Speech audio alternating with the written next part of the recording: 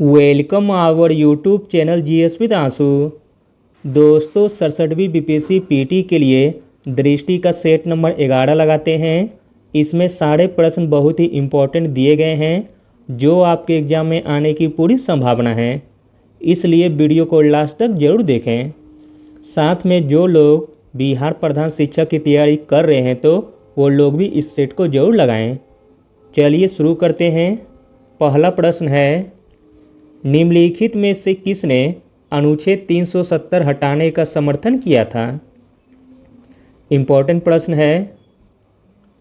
अनुच्छेद 370 हटाने का समर्थन किया था बीएसपी ने। संसद में बसपा सहित 12 राजनीतिक दलों ने अनुच्छेद 370 हटाने का समर्थन किया था, जबकि राजद, कांग्रेस, सपा सहित 9 राजनीतिक दलों ने इसका विरोध किया था। अगला प्रश्न है, नागरिकता संशोधन बिल का समर्थन निम्नलिखित में से किसने किया था? नागरिकता संशोधन बिल का समर्थन किया था जेडीयू ने। नागरिकता संशोधन बिल का जेडीयू ने समर्थन किया था, जबकि आरजेडी, बीएसपी एवं कांग्रेस ने इसका विरोध किया था। अगला प्रश्न है, किस राजनीतिक दल ने मुस्लिम महिला विवाह अधिकार संरक्षण बिल 2019 का राज्यसभा में समर्थन किया था? तो दोस्तों वह राजनीतिक दल थे जेडीयू तथा बीएसपी। जेडीयू तथा बीएसपी ने मुस्लिम महिला विवाह अधिकार संरक्षण बिल 2019 का राज्यसभा में समर्थन किया था। इस प्रकार इस प्रश्न का आंसर हो जाएगा ऑप्शन नंबर ई, उपयुक्त में से एक से अधिक। अगला प्रश्न है, पटना हाई कोर्ट का मुख्य न्यायाधीश कौन है? तो दोस्तों पटना हाई कोर्ट का मुख्य न्यायाधीश हैं न्यायाधीश संजय करोल। अगला प्रश्न है, बिहार का पंचायती राज मंत्री कौन है? बिहार का पंचायती राज मंत्री हैं सम्राट चौधरी। अगला प्रश्न है, बिहार में कानून द्वारा गौवध किस वर्ष में प्रतिबंधित किया गया था? इम्पोर्टेंट प्रश्न है। तो दोस्तों बिहार में कानून द्वारा गौवध को 1955 में प्रतिबंधित किया गया था। अगला प्रश्न है, बिहार विधान परिषद में नेता प्रतिपक्ष कौन है? तो दोस्तों बिहार विधान परिषद में नेता प्रतिपक्ष हैं राबड़ी देवी।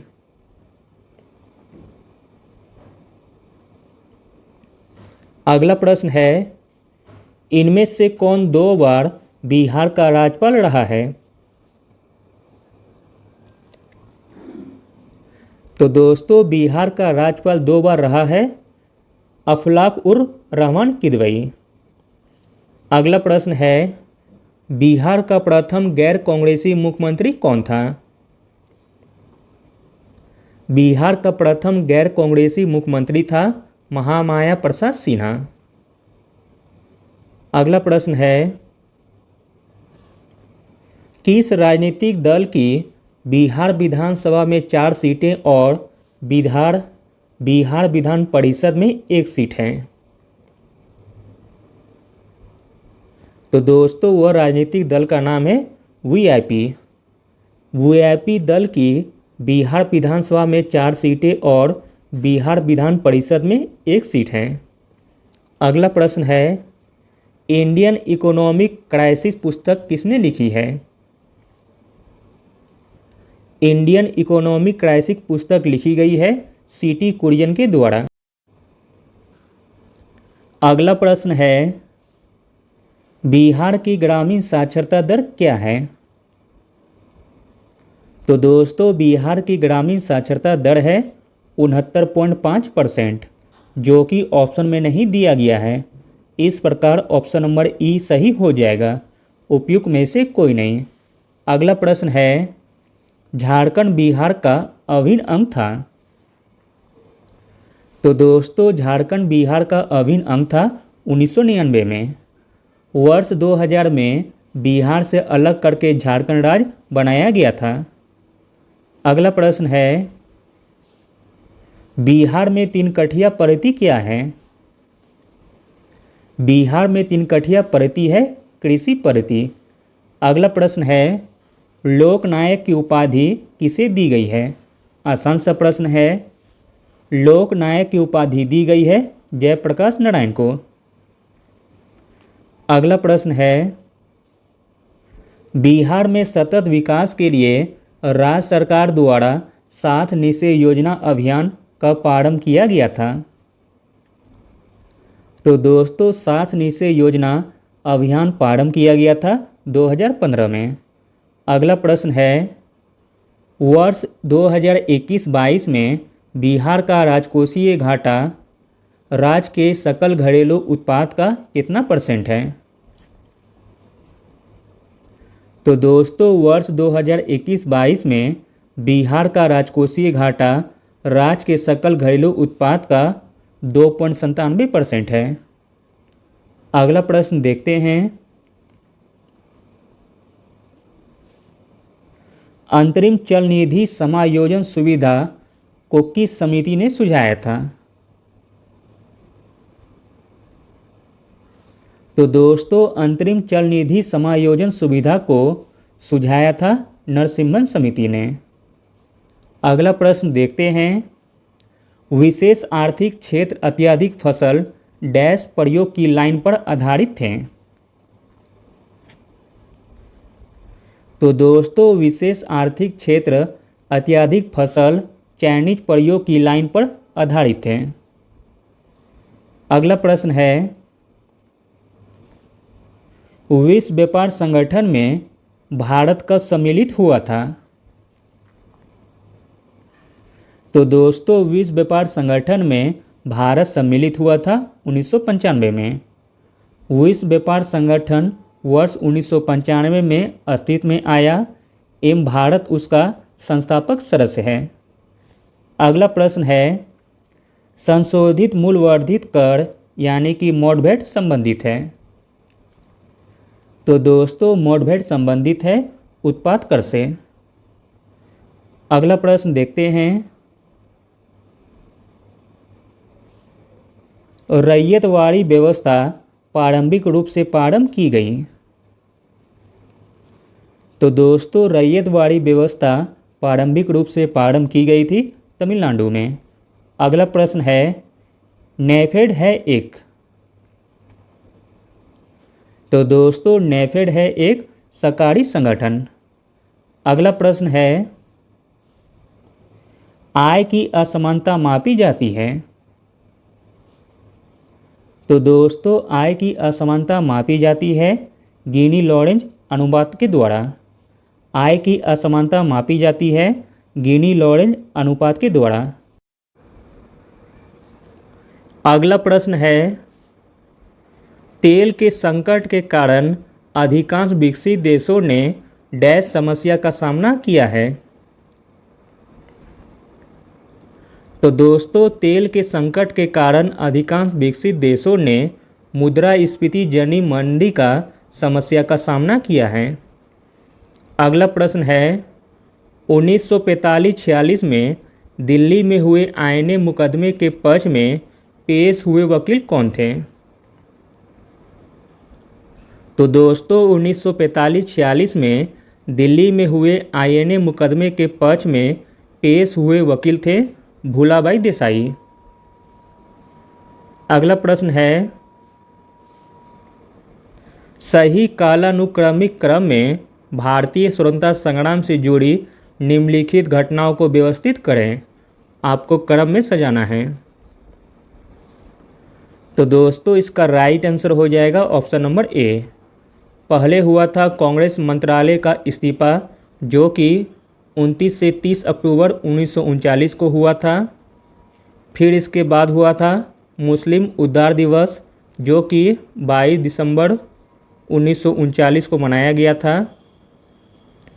और फिर इसके बाद हुआ था व्यक्तिगत सत्याग्रह जो कि 17 अक्टूबर 1940 को हुआ था। और इसके बाद हुआ था डायरेक्ट एक्शन प्लान जो कि 16 अगस्त 1946 को हुई थी। अगला प्रश्न है, निम्नलिखित आंदोलनों का कालानुक्रमिक क्रम क्या है? तो दोस्तों इसका राइट आंसर हो जाएगा ऑप्शन नंबर सी।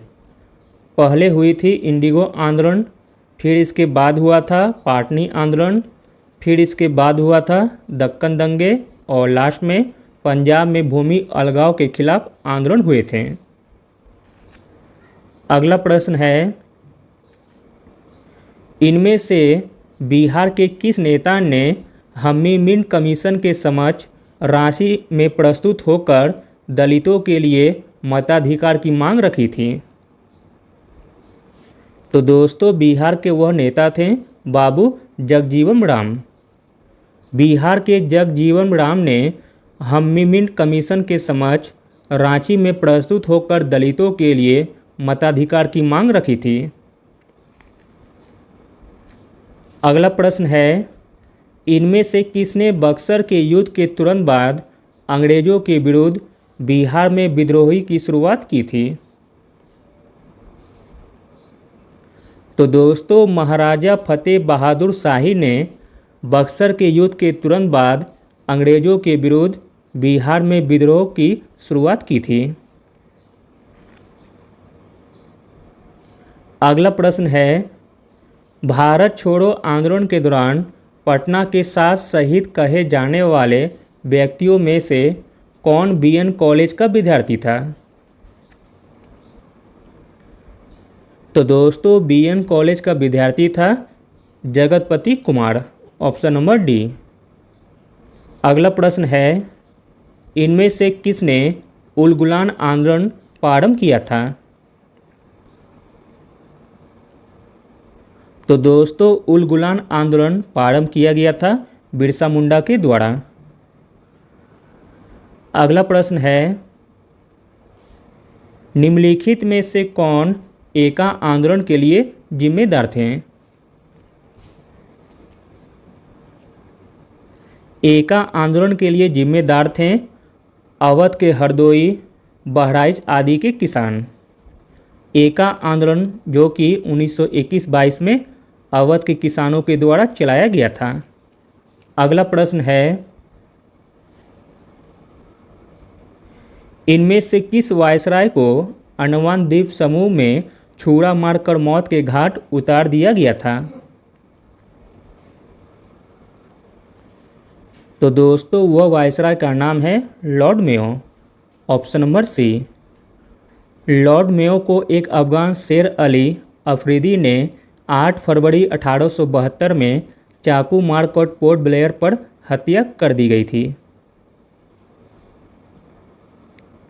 अगला प्रश्न है, फ्रंटियर गांधी ने कहा था कि उन्हें और उनके आंदोलन को उन्होंने भेड़ियों के सामने फेंक दिया था, वह किसका जिक्र कर रहे थे?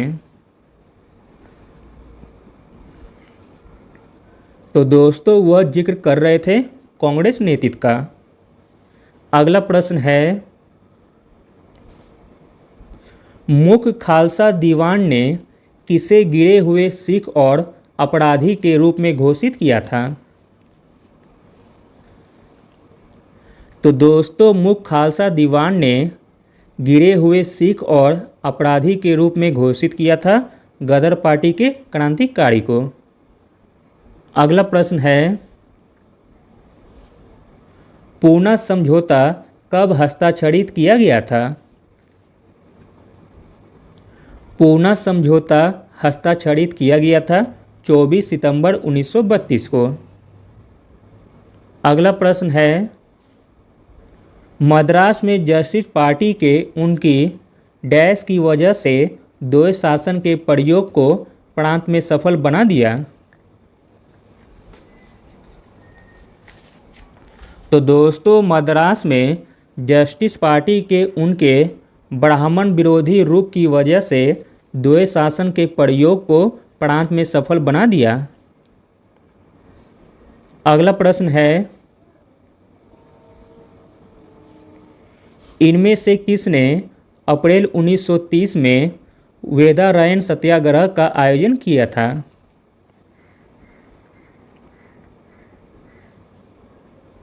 तो दोस्तों अप्रैल 1930 में वेदारण्य सत्याग्रह का आयोजन किया गया था श्री राजगोपालाचारी के द्वारा।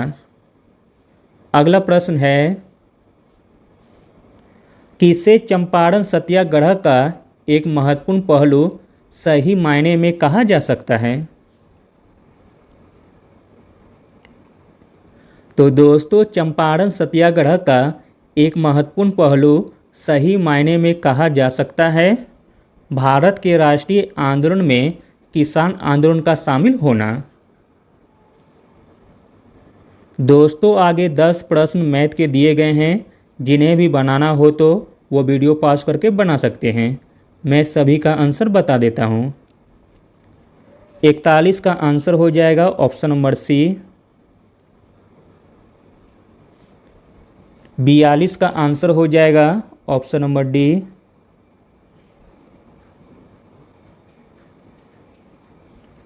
43 का आंसर होगा ऑप्शन नंबर डी।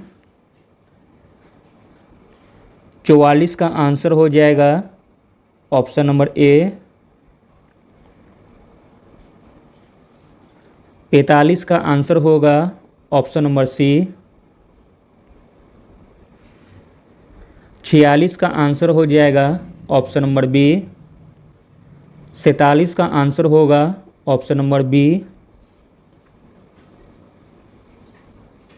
48 का आंसर हो जाएगा ऑप्शन नंबर सी।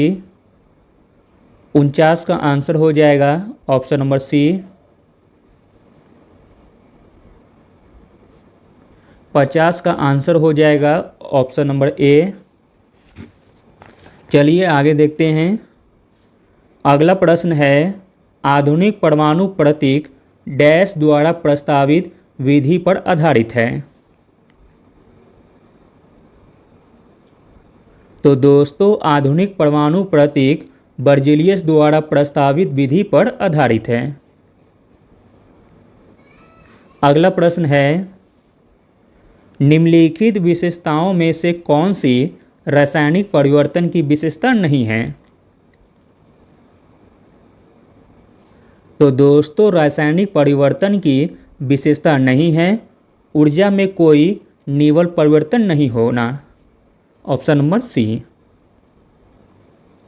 दिए गए विकल्पों में से ऊर्जा में कोई निवल परिवर्तन नहीं होना रासायनिक परिवर्तन की विशेषता नहीं है।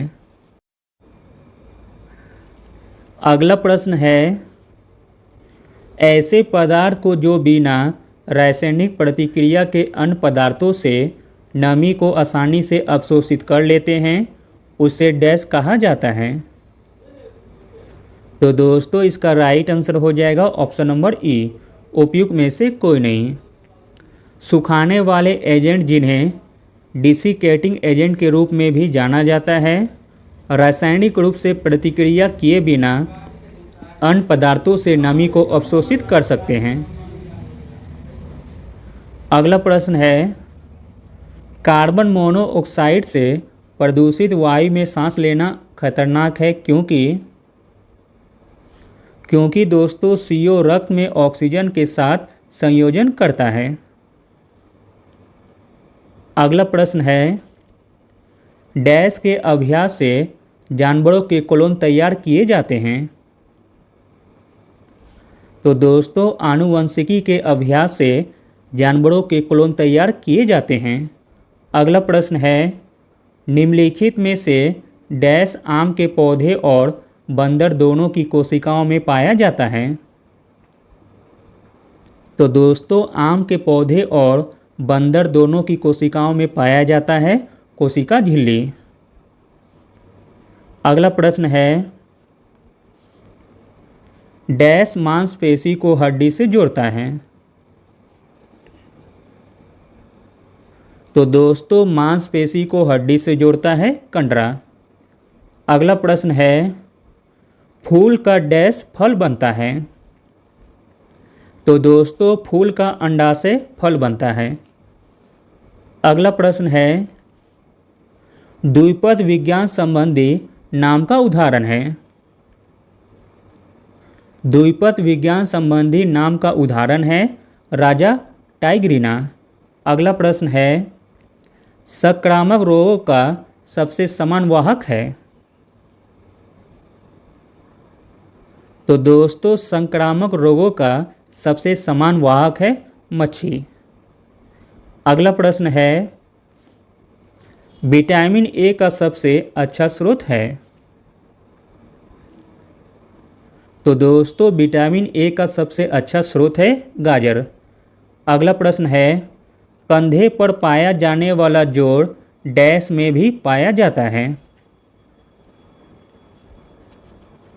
तो दोस्तों कंधे पर पाया जाने वाला जोड़ नितंब में भी पाया जाता है।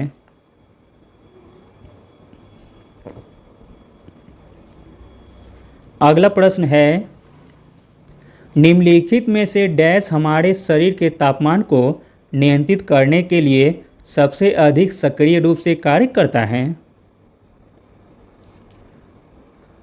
तो दोस्तों हमारे शरीर के तापमान को नियंत्रित करने के लिए सबसे अधिक सक्रिय रूप से कार्य करता है हमारी त्वचा। अगला प्रश्न है, खमीर का उपयोग डैश के उत्पादन में किया जाता है? तो दोस्तों खमीर का उपयोग शराब के उत्पादन में किया जाता है। अगला प्रश्न है, एक जिप्टो बराबर है? तो दोस्तों एक जिप्टो बराबर है 10⁻⁻21।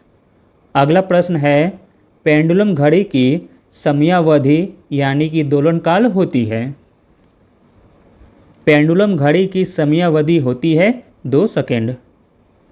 अगला प्रश्न है, बैरोमीटर की ऊंचाई में अचानक वृद्धि इंगित करती है?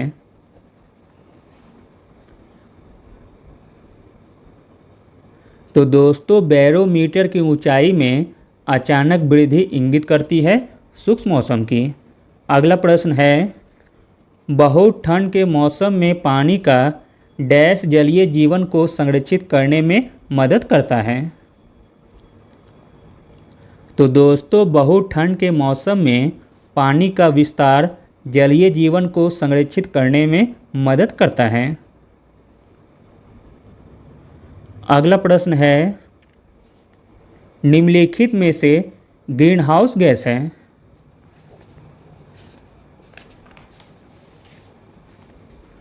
तो दोस्तों इसमें ग्रीन हाउस गैस हो जाएगा कार्बन डाइऑक्साइड, ओजोन, CFC तथा मीथेन। तो दोस्तों इस प्रकार ऑप्शन नंबर ई सही हो जाएगा, उपयुक्त में से एक से अधिक।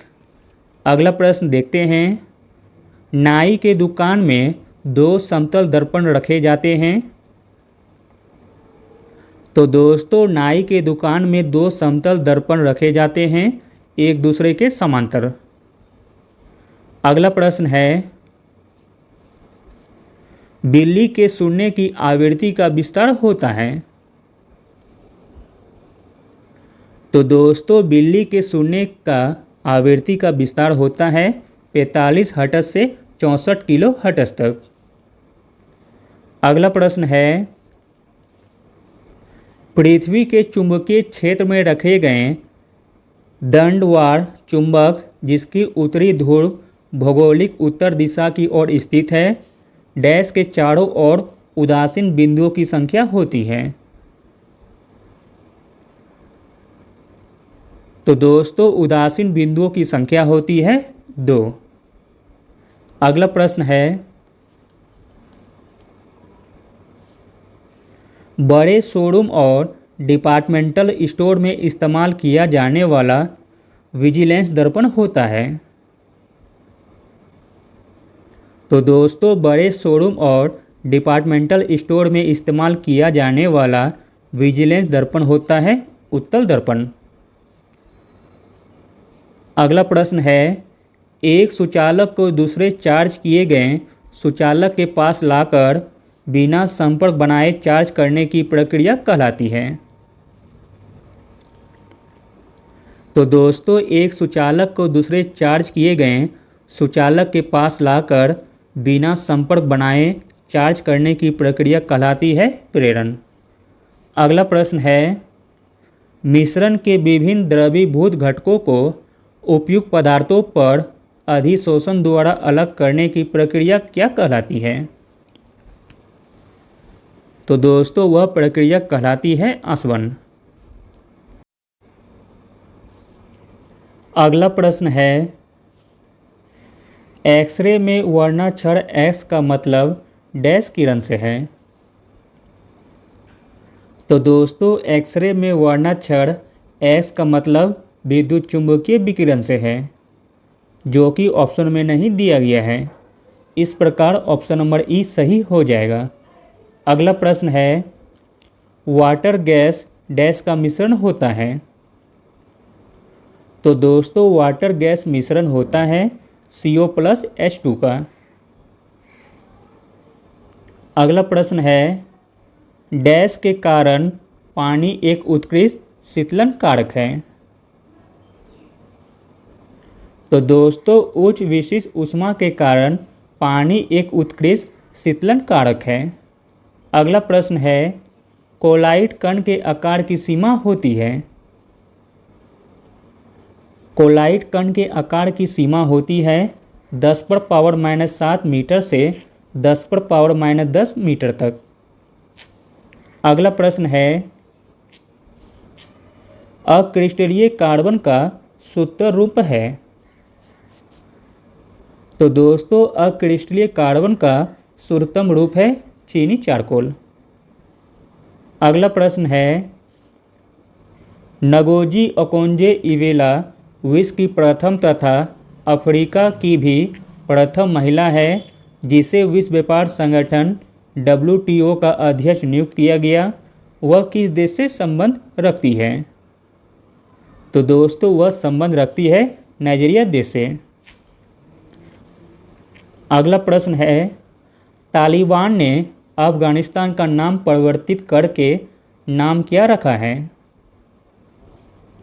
तो दोस्तों तालिबान ने अफगानिस्तान का नाम परिवर्तित करके रखा है इस्लामिक अमीरात ऑफ अफगानिस्तान।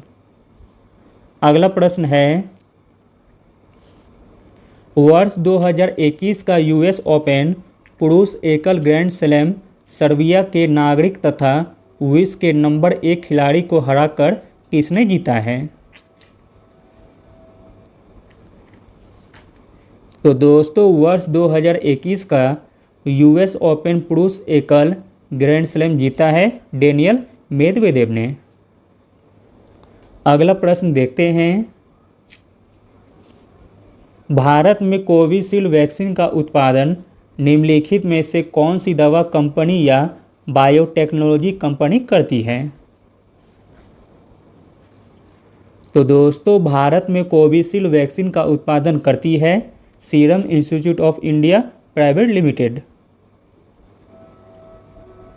अगला प्रश्न है, CPEC प्रोजेक्ट क्या है? तो दोस्तों CPEC प्रोजेक्ट है चीन पाकिस्तान आर्थिक गलियारा। अगला प्रश्न है, 8 अगस्त 2020 को भारत की प्रथम किसान रेल निम्नलिखित में से किन 2 स्टेशनों के बीच यात्रा का शुभारंभ किया है? तो दोस्तों वह स्टेशन का नाम है देवलाली तथा दानापुर। देवलाली स्टेशन जो कि महाराष्ट्र में है और दानापुर जो कि बिहार में। अगला प्रश्न है, बिहार के किस व्यक्ति को 26 जनवरी 2021 को पद्म भूषण पुरस्कार प्रदान किया गया है? तो दोस्तों बिहार के वह व्यक्ति का नाम है रामविलास पासवान, जिन्हें कि मरणोपरांत 26 जनवरी 2021 को पद्म भूषण पुरस्कार प्रदान किया गया है। अगला प्रश्न है, 26 जनवरी 2021 को बिहार के कितने लोगों को विभिन्न क्षेत्रों में पद्मश्री पुरस्कार से नवाजा गया है? तो दोस्तों बिहार के 4 लोगों को विभिन्न क्षेत्र में पद्मश्री पुरस्कार 2021 से नवाजा गया है। अगला प्रश्न है, चिकित्सा के क्षेत्र में उत्कृष्ट योगदान के लिए 26 जनवरी 2021 को बिहार के किस व्यक्ति को पद्मश्री पुरस्कार प्रदान किया गया है? तो दोस्तों बिहार के वह व्यक्ति का नाम है डॉक्टर दिलीप कुमार सिंह। डॉक्टर दिलीप कुमार सिंह को चिकित्सा के क्षेत्र में उत्कृष्ट योगदान के लिए 26 जनवरी 2021 को पद्मश्री पुरस्कार से सम्मानित किया गया है।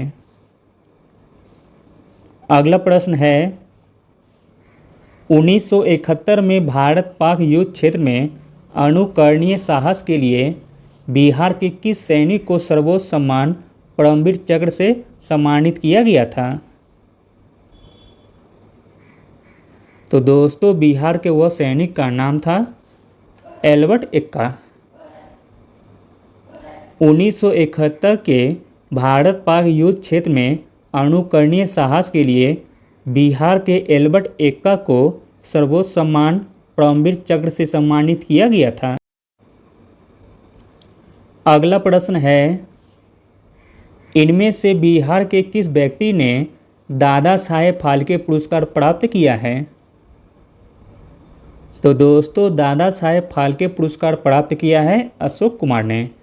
अगला प्रश्न है बिहार के किस पत्रकार एवं मीडिया व्यक्तित्व ने जो बिहार मूल के हैं वर्ष 2019 को मैग्सेसे से पुरस्कार प्राप्त किया है? तो दोस्तों वह पत्रकार का नाम है रवीश कुमार, जिसे 2019 का मैग्सेसे पुरस्कार प्रदान किया गया है। अगला प्रश्न देखते हैं बिहार के किस गरीब लड़की ने अपने समुदाय के लोगों के उत्थान के लिए किए गए उत्कृष्ट कार्यों के लिए विश्व महिलाओं की शिखर फाउंडेशन से women's creative in rural life award प्राप्त किया है? तो दोस्तों बिहार की वह लड़की का नाम है छोटी कुमारी सिंह।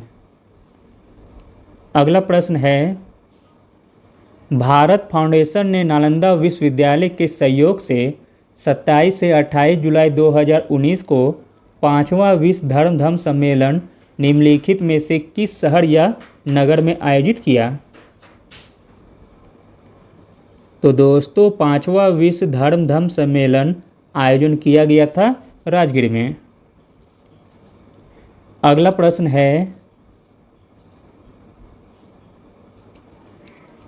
प्रश्न है इनमें से बिहार के किस व्यक्ति को भारत रत्न से सम्मानित किया गया है?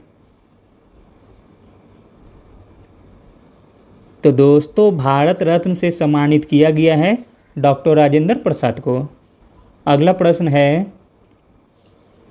अगस्त एवं सितंबर 2021 में आयोजित हुए टोक्यो पैरालंपिक में भारत ने कुल कितने पदक जीते? तो दोस्तों भारत ने कुल 19 पदक जीते हैं। अगला प्रश्न है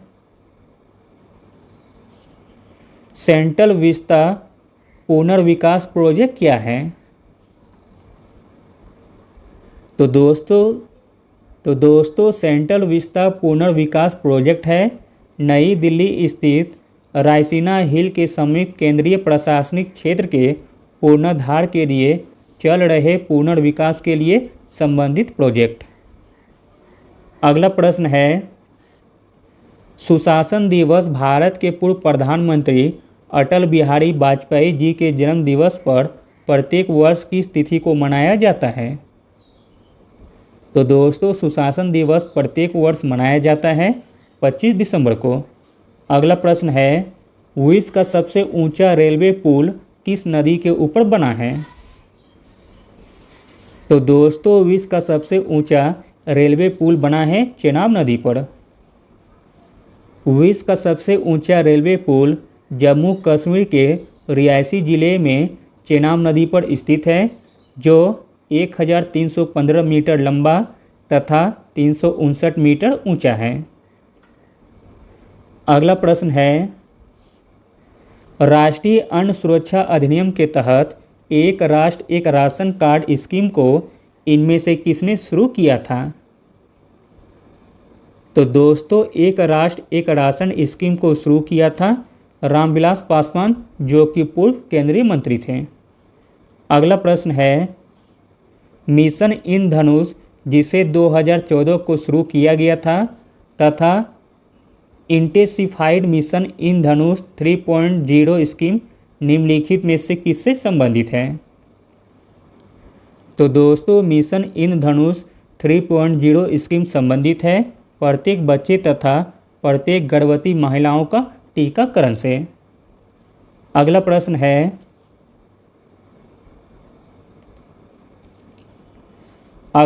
है भारतीय पुरातत्व विभाग द्वारा किस राज्य में 900 वर्ष पुराने बौद्ध मठ का पता लगाया गया है? तो दोस्तों वह राज्य है झारखंड।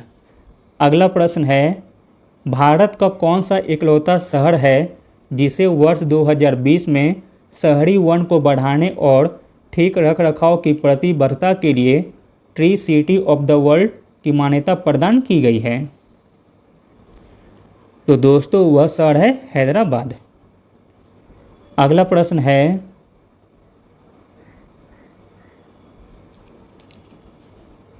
विश्व वायु गुणवत्ता रिपोर्ट 2020 के अनुसार निम्नलिखित में से कौन सी राजधानी अत्यधिक प्रदूषित पाई गई है? तो दोस्तों अत्यधिक प्रदूषित पाई गई है नई दिल्ली की राजधानी। अगला प्रश्न है राजीव गांधी खेल रत्न पुरस्कार का नाम बदलकर इनमें से किस खिलाड़ी के नाम पर रखा गया है? तो दोस्तों राजीव गांधी खेल रत्न पुरस्कार का नाम बदलकर रखा गया है मेजर ध्यानचंद के नाम पर। अगला प्रश्न है वर्ष 2021 में अनुष्ठित टोक्यो ओलंपिक 2020 में किस देश ने सबसे अधिक स्वर्ण पदक जीते हैं? तो दोस्तों सबसे अधिक स्वर्ण पदक जीते हैं संयुक्त राज्य अमेरिका ने। अगला प्रश्न है मंगल ग्रह मिशन के तहत निम्नलिखित में से किस अरब देश ने वर्ष 2020 में अपना अंतरिक्ष यान होप या अल अमाल मंगल ग्रह को प्रक्षेपित किया है? तो दोस्तों वह अरब देश का नाम है संयुक्त अरब अमीरात। अगला प्रश्न है विश्व का कौन सा पहला देश है जिसने अपने देश में सभी महिलाओं को मुफ्त में स्वच्छता उत्पाद यानी कि सैनिटरी प्रोडक्ट प्रदान किए हैं? तो दोस्तों वह देश है स्कॉटलैंड। अगला प्रश्न है चतुर्भुज सुरक्षा संवाद जिसे क्वाड के नाम से भी जाना जाता है निम्नलिखित में से किन देशों का समूह है? तो दोस्तों क्वाड में समूह देश हैं यूएसए, भारत, ऑस्ट्रेलिया तथा जापान। अगला प्रश्न देखते हैं निम्नलिखित में से नोबेल शांति पुरस्कार प्रदान करने का निर्णय कौन लेता है? तो दोस्तों नोबेल शांति पुरस्कार प्रदान करने का निर्णय लेता है नॉर्वे की नोबेल समिति। अगला प्रश्न देखते हैं पुस्तक इंडिया डिवाइडेड किसने लिखी है? आसान सा प्रश्न है। पुस्तक इंडिया डिवाइडेड लिखी गई है डॉक्टर राजेंद्र प्रसाद के द्वारा। अगला प्रश्न है जवाहरलाल के बौद्धिक विकास में फरवरी 1927 में ब्रुसेल कांग्रेस के औपनिवेशिक दमन और साम्राज्यवाद के विरुद्ध उनकी सक्रिय भागीदारी के साथ एक मोड़ आया, यह शब्द किसने लिखे हैं? तो दोस्तों यह शब्द लिखे हैं माइकल ब्रेचर ने। अगला प्रश्न है क्रिप्स के प्रस्ताव ने वास्तव में हमें कुछ नहीं दिया, यदि हम प्रस्तावों को स्वीकार करते हैं तो हमें भविष्य में पछताना पड़ता। युद्ध ने भारत को अपनी स्वतंत्रता प्राप्त करने का अच्छा अवसर प्रदान किया था। केवल एक वचन पर आधारित होने के कारण हमें इसे खोना नहीं चाहिए। यह शब्द किसने लिखे हैं? तो दोस्तों यह शब्द लिखे गए हैं मौलाना अबुल कलाम आज़ाद के द्वारा। अगला प्रश्न है किस घटना या किन घटनाओं ने ब्रिटिश प्रधानमंत्री क्लेमेंट एटली को सदमा पहुंचाया, जिसने घोषणा की कि ब्रिटिश साम्राज्यवाद की इमारत को एक बड़ा झटका लगा है? तो दोस्तों वह घटना है आज़ाद हिंद फौज का सैन्य अभियान और शाही भारतीय जल का सेना का विद्रोह। अगला प्रश्न है, किसने स्वतंत्र भारत के प्रथम प्रधानमंत्री जवाहरलाल नेहरू का साहस और दूरदर्शिता का एक उत्कृष्ट नेता के रूप में अभिवादन किया है? तो दोस्तों वह थे लॉर्ड माउंटबेटन।